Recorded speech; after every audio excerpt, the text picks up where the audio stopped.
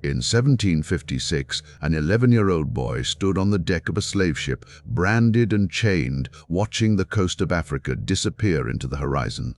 40 years later, that same person would sit in the British Parliament, watching lawmakers vote to abolish the very trade that had stolen his childhood.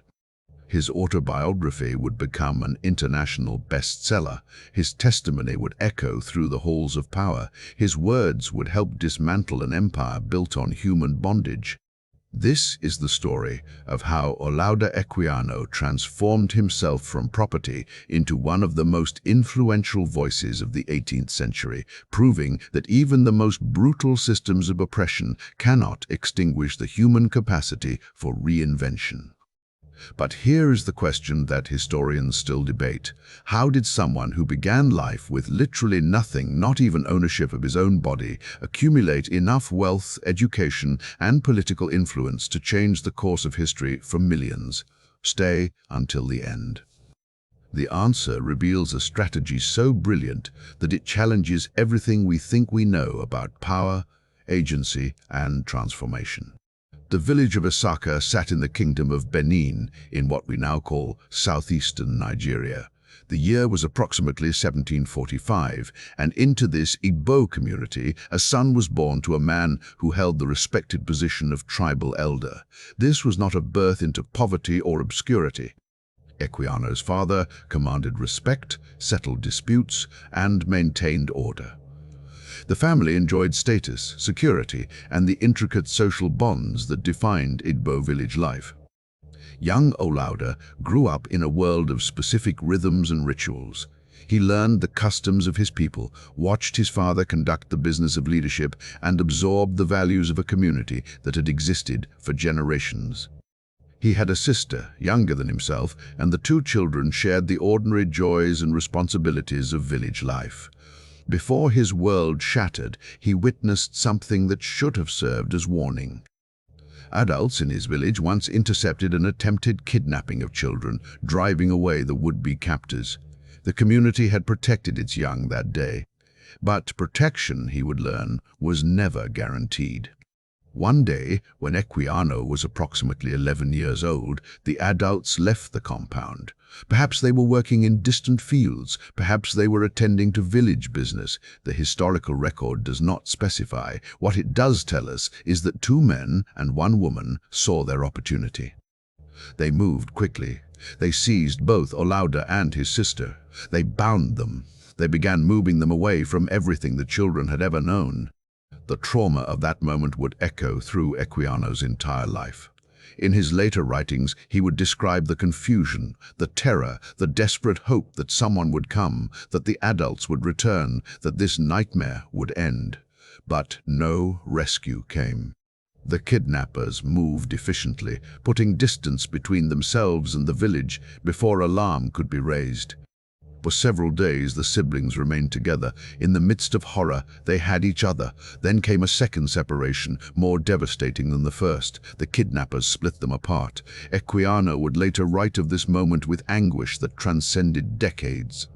His sister disappeared from his life. He never saw her again. That loss, that severing of the last connection to home, marked the true beginning of his descent into the machinery of the Atlantic slave trade. What followed was a period of months that blurred together in memory. Equiano was sold from one household to another, traded from village to village, moving steadily toward the coast. Each transaction took him further from any possibility of return. Each new owner represented another link in a chain that stretched across an ocean. Finally, after this prolonged journey through various forms of captivity, he reached the coast. There, he saw something that would haunt him forever. A ship. A European slave ship waiting to be filled with human cargo. The Middle Passage. Even the name fails to capture the horror. Equiano would later provide testimony that stands among the most powerful first-hand accounts we possess of this journey. He described conditions that reduced human beings to cargo, packed so tightly that each person had scarcely room to turn. The closeness of the place, he wrote, combined with the heat of the climate and the number of people crammed into the ship's hold, created an atmosphere of suffocating desperation. The stench was unbearable. Disease spread rapidly in such conditions. People fell ill from the fetid air, from contaminated food and water, from the psychological trauma of their situation. The enslaved Africans were branded like livestock, marked as property. They were chained together, preventing any possibility of effective resistance or escape. Random acts of brutality punctuated the voyage. The crew demonstrated their power through violence that served no purpose beyond establishing dominance. People died during these crossings. The historical record shows that of the more than 12.5 million Africans forcibly transported across the Atlantic, a staggering number never reached the other side. They succumbed to disease, to starvation, to despair. In 1781, just a few years after Equiano's own crossing, the crew of a Liverpool slave ship called the Zong would throw enslaved Africans overboard when the ship ran low on drinking water after navigational errors. They murdered people to preserve resources. This was the system. This was the trade. This was the reality that Equiano survived. He arrived in Virginia, still a child, already marked by trauma that would have destroyed many adults. A Royal Navy lieutenant named Michael Henry Pascal purchased him. Pascal gave him a new name, stripping away even the identity marker of his birth name. He called him Gustavus Vasa, after a 16th century Swedish king who had fought for his nation's independence. The irony was apparently lost on Pascal, or perhaps it was deliberate mockery. A boy stolen from his homeland, enslaved and renamed after a freedom fighter. But here, in this moment of seeming total defeat, something unexpected began to happen. Pascal was not a plantation owner. He was a naval officer, and the 7 Years' War was raging across multiple continents. Pascal took his enslaved servant to sea, and in doing so, inadvertently provided Equiano with an education that would prove invaluable. Equiano served on military warships. He worked aboard HMS Roebuck and HMS Namur. He saw action on both sides of the Atlantic Ocean. He served under Admiral Boscawen, one of the most prominent naval commanders of the era. He met General James Wolfe, the war hero whose death at Quebec would become legendary. This was not the experience of a typical enslaved person in the 18th century. Most labored in fields or households, cut off from the wider world, denied access to education or skill development. Equiano, by the accident of his enslavement to a naval officer, gained exposure to navigation, seamanship, military strategy, and the operations of global trade networks. He also began to acquire literacy. The historical record does not give us complete details of how he learned to read and write, but learn he did. Perhaps sympathetic crew members helped him. Perhaps he observed and practiced in stolen moments. Perhaps his obvious intelligence and the relative freedom of shipboard life compared to plantation slavery gave him opportunities that others lacked. Whatever the mechanism, Equiano transformed himself from an illiterate kidnapped child into a literate young man who could navigate both the physical ocean and the ocean of written knowledge that literacy provided. For approximately 10 years he served under Pascal, traveling the world, absorbing skills, building knowledge. He was still enslaved. He still had no legal rights, no protection, no guarantee of anything. But he was learning. He was watching. He was preparing himself, though he could not have known it yet, for a future that seemed impossible. Then came betrayal. At the end of the 7 Years' War, when Equiano might have hoped for some recognition of his years of service, Pascal sold him, just sold him, as casually as one might sell a horse or a piece of furniture. He was purchased by Captain James Doran of a ship called the Charming Sally. The name of that vessel stands as another bitter irony. There was nothing charming about being sold by someone you had served faithfully for a decade. Doran transported him to the Caribbean, and there, in Montserrat in the Leeward Islands, a Quaker merchant from Philadelphia named Robert King purchased him. King paid £40 sterling. This detail matters. Remember that number, £40 sterling. It would become the price of freedom. Robert King was a merchant who traded throughout the Caribbean. He recognized something in Equiano that many enslavers missed: intelligence, capability, trustworthiness. King made Equiano an unusual offer. He could work in King's trading business, and he could conduct his own small trading ventures on the side. Any profit from these side ventures would belong to Equiano himself. And if Equiano could accumulate £40, the exact price King had paid for him, King would grant him his freedom. If this story of transformation through strategic brilliance inspires you, like this video to help it reach others who need to see what's possible when we refuse to accept imposed limitations. Also, subscribe to the channel and tell us your opinion in the comment section below. This was not generosity.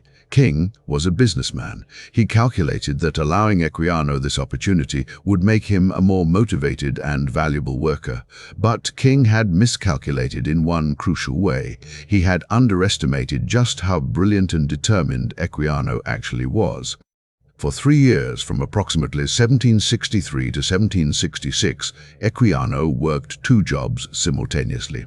He managed King's trading operations with skill and efficiency, and in every spare moment he conducted his own trades. He bought and sold goods in the complex Caribbean market. He learned to identify opportunities, to negotiate prices, to manage risk. He was teaching himself business at the highest level, learning from direct experience in one of the most competitive commercial environments in the world. The Caribbean trade networks were brutal and sophisticated. Merchants competed fiercely. Markets fluctuated based on weather, politics, and the constant threat of piracy or war. Success required intelligence, timing, and nerves of steel. Equiano had all 3. He accumulated capital slowly but steadily. He reinvested profits. He took calculated risks. He was building not just a fund for his freedom, but a foundation for his future as a free man. By 1766, he had done it. He had saved £47, more than the £40 required. He approached Robert King with the news. King's reaction reveals everything about the economics of slavery. He resisted.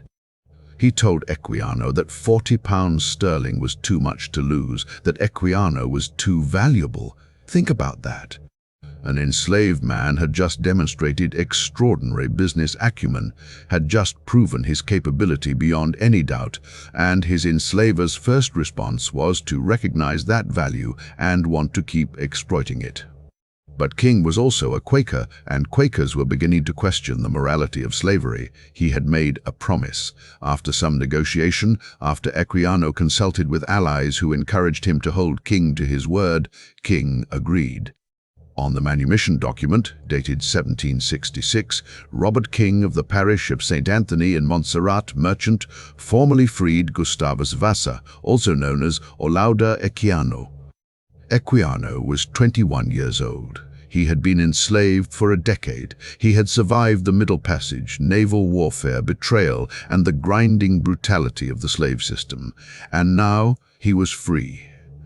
But freedom, he quickly discovered, was not the same as safety or equality.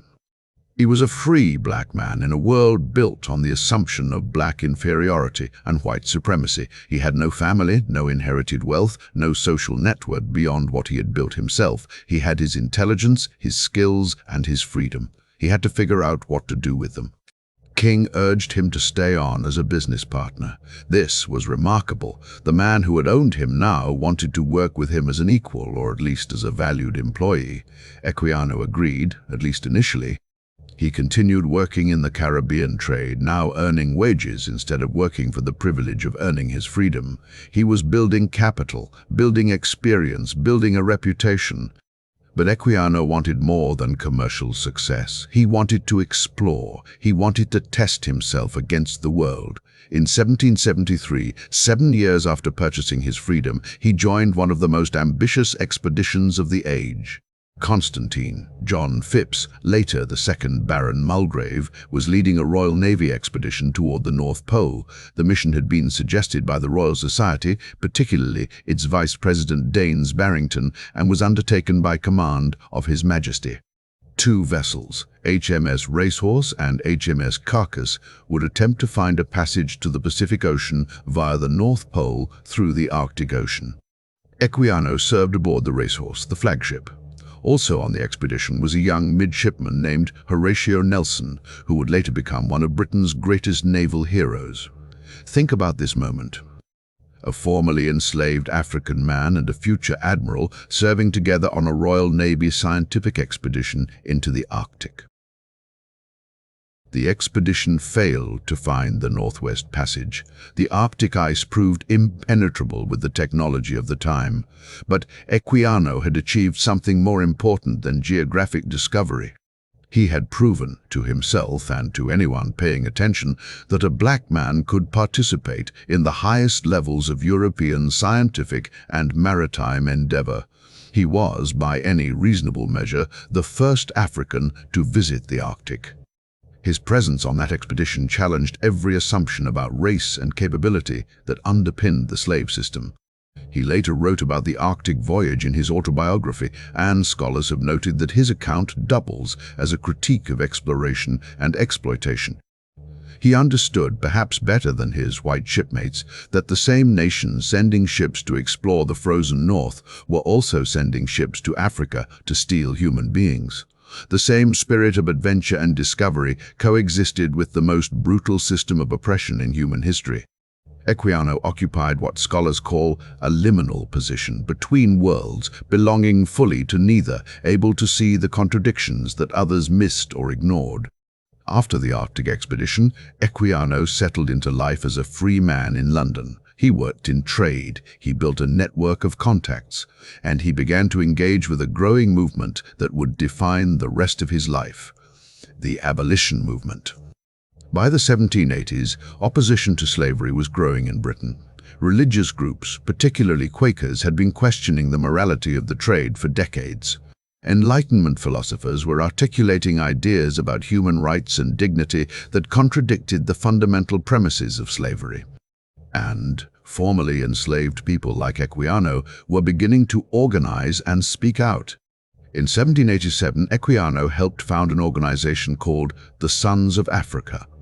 This was a group of educated black Londoners, mostly formerly enslaved men who had gained their freedom and acquired literacy. They understood something crucial. In a society that justified slavery partly through claims of black intellectual inferiority, educated black voices were powerful weapons. Every speech they gave, every letter they wrote, every public appearance they made challenged the racist ideology that supported the slave trade. The Sons of Africa worked closely with white abolitionists. Granville Sharp, Thomas Clarkson, James Ramsey, and William Wilberforce were all part of a network dedicated to ending the slave trade. Equiano had first contacted Granville Sharp in 1774 regarding the case of John Annis, a free black man who had been kidnapped by his former owner. By 1776, Equiano was already familiar with Sharp and other abolitionists. He was building relationships, establishing himself as a credible voice, preparing for the larger battle ahead. The abolitionists faced enormous opposition. The slave trade was phenomenally profitable. Entire industries depended on it. Powerful economic interests fought to preserve it. The abolitionists needed more than moral arguments. They needed evidence. They needed testimony. They needed first-hand accounts that could break through the wall of denial and rationalization that protected the trade. Equiano could provide that testimony. He had survived the Middle Passage. He had experienced slavery in multiple contexts. He had the intelligence to articulate his experiences clearly and the literacy to write them down. He had been reading spiritual autobiographies, a popular genre at the time, and he recognized that his own life story could serve multiple purposes. It could be a spiritual journey, a tale of self-improvement, and a devastating indictment of slavery. On June 18, 1788, Equiano attended Westminster to witness the third reading of the Dolben Act in the House of Commons. This act, championed by Sir William Dolben, set limits on the number of enslaved people a ship could carry. It required specific regulations for slave ships. It aimed to reduce the horrific mortality rates of the Middle Passage by preventing the most extreme overcrowding. The act passed and received royal assent in July 1788. Equiano watched this happen. He watched British lawmakers, in the heart of the empire that had enslaved him, vote to impose some minimal regulation on the trade. It was not abolition. It was not freedom for those already enslaved. But it was movement. It was acknowledgement that the trade was wrong, that reform was necessary. And Equiano understood that this was just the beginning. He spent 1788 and early 1789 writing. He crafted his autobiography with extraordinary care. He knew his audience. He knew that many readers would be skeptical, that they would look for any excuse to dismiss his account. So he wrote with precision and detail. He included verifiable facts, names, dates, places. He structured his narrative to appeal to multiple audiences. For religious readers, it was a story of spiritual redemption. For adventure seekers, it was a tale of exotic travels and dramatic events.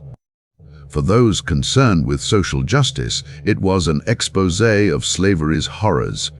In 1789, he published the interesting narrative of the life of Olaudah Equiano, or Gustavus Vasa, the African. He published it himself, printed and sold from his own address at number 10 Union Street, Middlesex Hospital in London.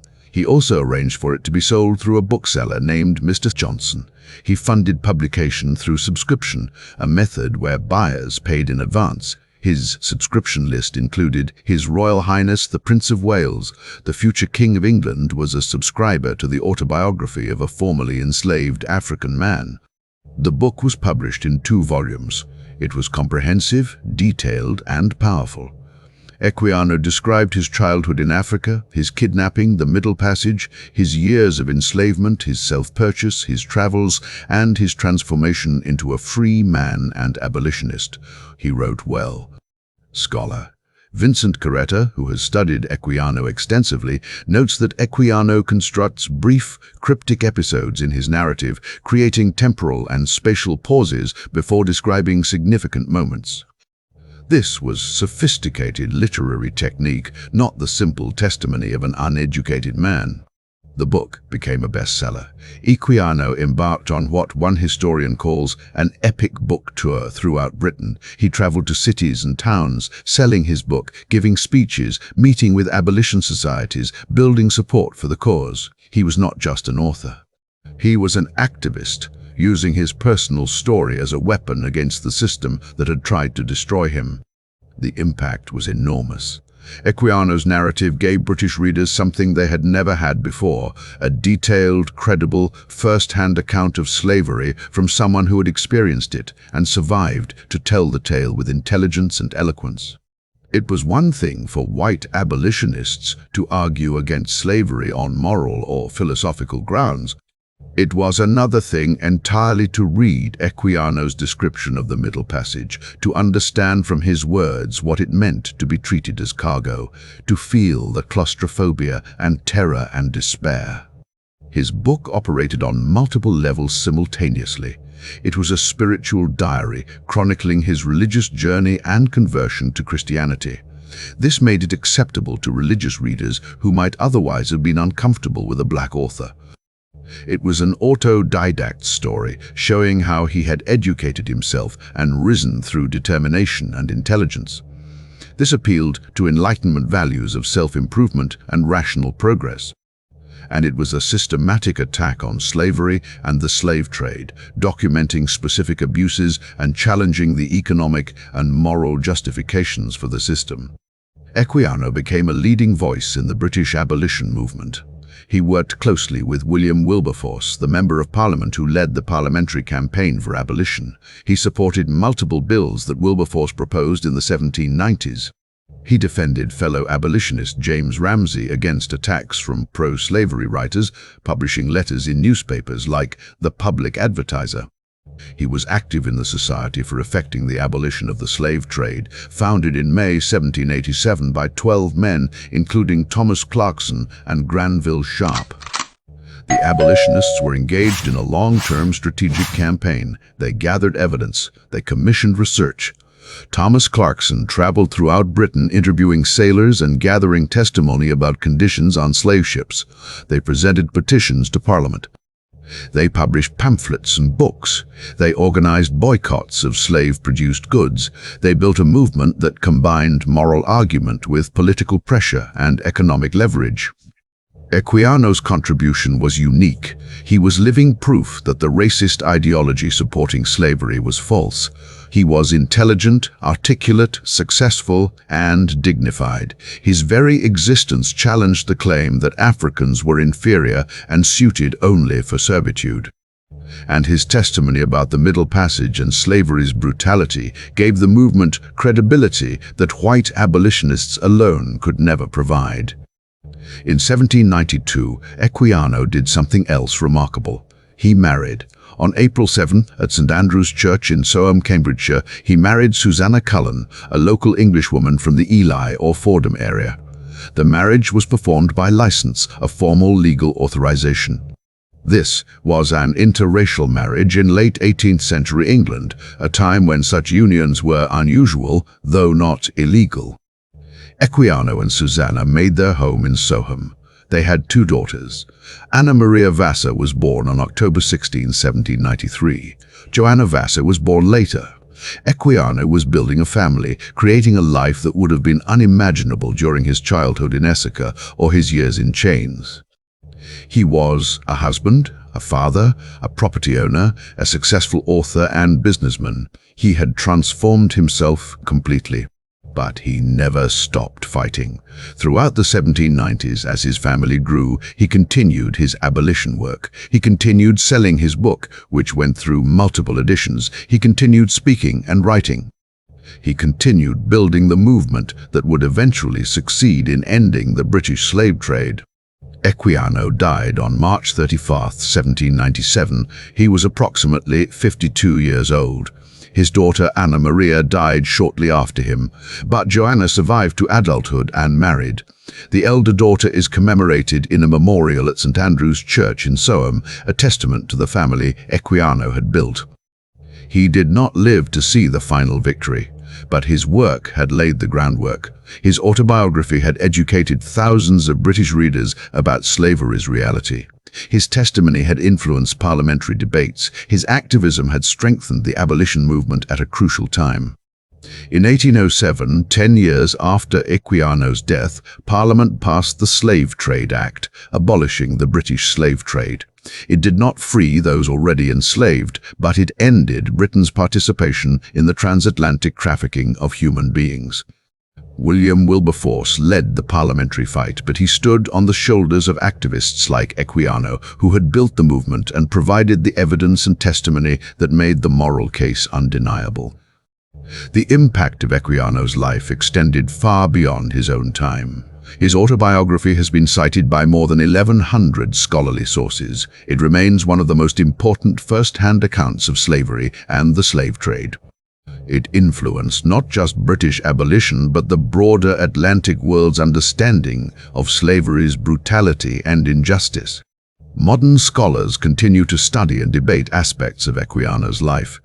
In 1999, historian Vincent Carretta suggested, based on documentary evidence he discovered, that Equiano might have been born in South Carolina rather than Africa.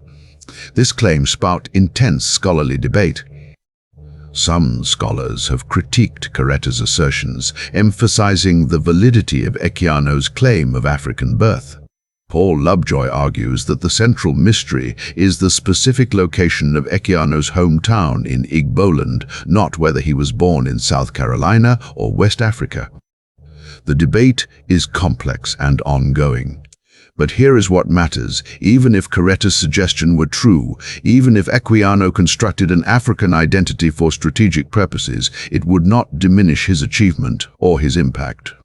As scholar Bryken Carey noted, if Equiano created an African identity, he did so for the calculated but entirely laudable purpose of hastening the end of slavery.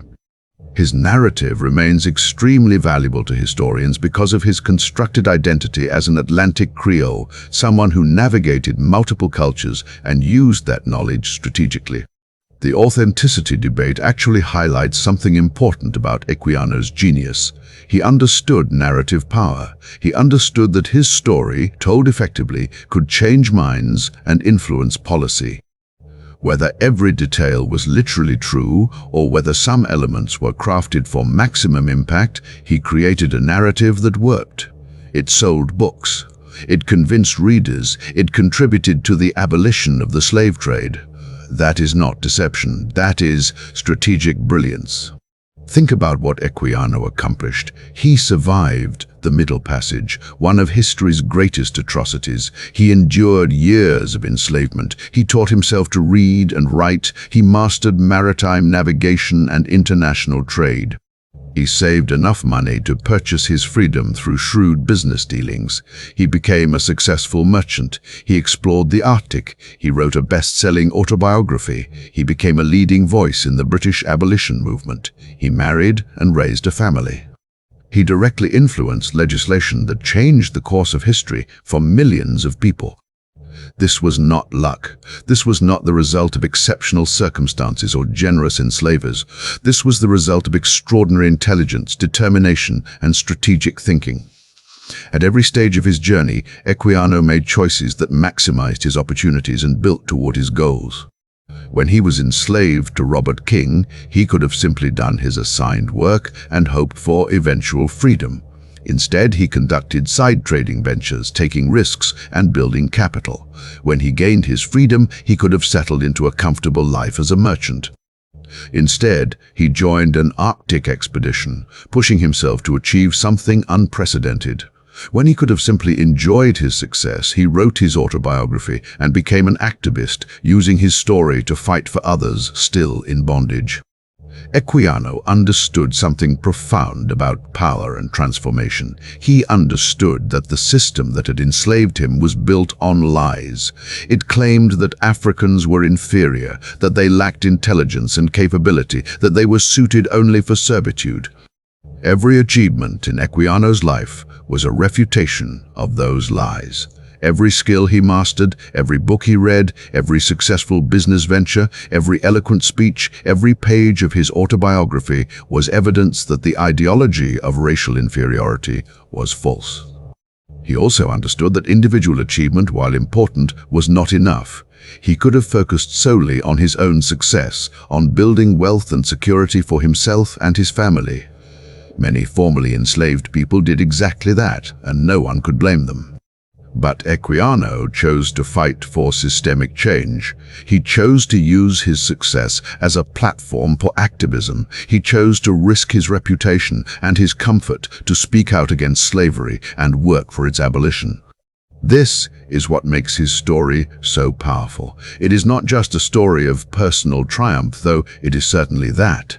It is a story of someone who transformed personal suffering into collective action, who used his own experience as a weapon against injustice, who refused to be satisfied with his own freedom while others remained in bondage. The strategy he employed was sophisticated. He built credibility through his autobiography, establishing himself as a reliable narrator and a person of substance. He cultivated relationships with powerful allies, understanding that the abolition movement needed both black and white voices working together.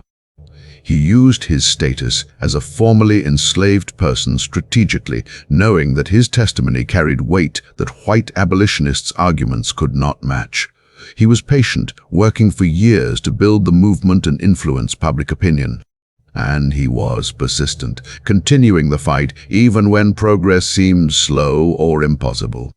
His life also demonstrates the importance of education and skill development. Equiano's literacy was his most powerful tool. It allowed him to read contracts and navigate legal systems. It allowed him to conduct business and accumulate capital.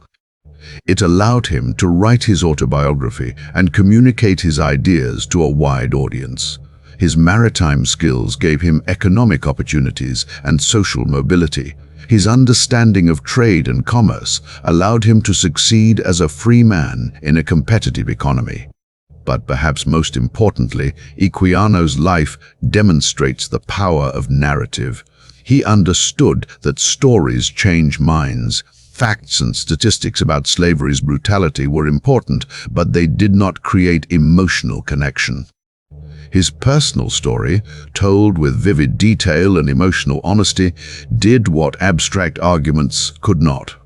It made slavery real for readers who had never experienced it. It created empathy and moral urgency. It transformed the abolition debate from an abstract philosophical question into a concrete moral imperative. The impact of his narrative extended across generations. His autobiography influenced other slave narratives that followed. Frederick Douglass, Harriet Jacobs, and other formerly enslaved writers in the 19th century built on the foundation that Equiano had laid. His book demonstrated that formerly enslaved people could tell their own stories, that they did not need white intermediaries or editors, that their voices were powerful and credible on their own terms. His work also contributed to a broader shift in how people thought about race and human capability. The Enlightenment era was characterized by debates about human nature, rights, and social organization. Equiano's life and work intervened in those debates, providing evidence that racial categories and hierarchies were social constructions rather than natural facts. He proved through his own example that intelligence, capability, and moral worth were not determined by race or origin. The transformation that Equiano achieved was not just personal, it was political, social, and cultural. He transformed himself from victim to agent, from property to person, from object to subject. But he also contributed to transforming British society's understanding of slavery and race. He helped transform the abolition movement from a marginal cause to a mainstream political force. And he helped transform the legal and moral landscape, contributing to changes that would eventually lead to the end of slavery throughout the British Empire. His story also speaks to the question of what transformation requires. It requires courage, certainly. Equiano demonstrated extraordinary courage at every stage of his journey, from surviving the Middle Passage to speaking out publicly against slavery, despite the risks. It requires intelligence and strategic thinking. Equiano was brilliant, and he used his intelligence deliberately to achieve his goals. It requires persistence. Equiano worked for decades to achieve his objectives, never giving up despite setbacks and obstacles. It requires vision. Equiano could see beyond his immediate circumstances to imagine a different future, both for himself and for society. But transformation also requires something else: the refusal to accept the limitations that others impose. The slave system was designed to break people, to convince them that their condition was natural and inevitable, to destroy hope and agency. Equiano refused to accept that. At every stage, he pushed against the boundaries of what was supposed to be possible for an enslaved or formerly enslaved black man. He learned to read when literacy was denied to enslaved people. He accumulated capital when enslaved people were supposed to own nothing. He explored the Arctic when black people were supposed to be suited only for tropical labor. He wrote and published a best-selling book when black intellectual achievement was supposed to be impossible. He influenced Parliament when black people were supposed to have no political voice. This refusal to accept imposed limitations is perhaps the most important lesson of his story. Systems of oppression work partly through convincing people that resistance is futile, that change is impossible, that the current order is natural and inevitable. Equiano's life demonstrates that these are lies. Change is possible. Transformation is achievable. Systems that seem permanent can be challenged and eventually dismantled. His story also reminds us that transformation is not just about individual will. Equiano succeeded partly because of his own extraordinary qualities, but also because he found allies, because he lived at a time when the abolition movement was growing, because historical circumstances created opportunities that he was prepared to seize. Transformation happens at the intersection of individual agency and historical possibility. Equiano made brilliant choices, but he also benefited from the work of other abolitionists, from changing attitudes about slavery, from the political and economic shifts of the late 18th century. This does not diminish his achievement. It contextualizes it. It reminds us that social change requires both individual heroes and collective movements, both personal courage and systemic transformation. Equiano was a hero, but he was also part of a larger movement. His success depended on the work of Granville Sharp, Thomas Clarkson, William Wilberforce, and countless others who fought for abolition. And their success depended on him, on his testimony, on his narrative, on his willingness to speak truth about slavery's reality. The question we posed at the beginning was how someone who began with nothing, not even ownership of his own body, could accumulate enough wealth, education, and influence to change history. The answer is complex, but it centers on a few key insights. First, Equiano recognized that knowledge and skill were forms of power that could not be taken away once acquired. He pursued education and skill development relentlessly, understanding that they would create opportunities. Second, he was strategic about accumulating capital and building networks. He understood that economic independence and social connections were necessary for influence. Third, he recognized the power of narrative and used his own story as a tool for social change. Fourth, he was willing to take risks and push boundaries, refusing to accept the limitations that society imposed on him. And fifth, he understood that individual success was not enough, that lasting change required collective action and systemic transformation. These insights remain relevant today. We live in a world that still contains vast inequalities, still imposes limitations on people based on race, class, gender, and other categories, still tells people that certain achievements are impossible for them. Equiano's story reminds us that these limitations are not natural or inevitable. They are social constructions that can be challenged and overcome. His story also reminds us of the importance of using our own experiences and voices to fight for justice. Equiano could have remained silent after gaining his freedom. He could have focused solely on his own comfort and security. Instead, he chose to speak out, to tell his story, to fight for others still in bondage. That choice made him more than a successful individual. It made him a force for historical change.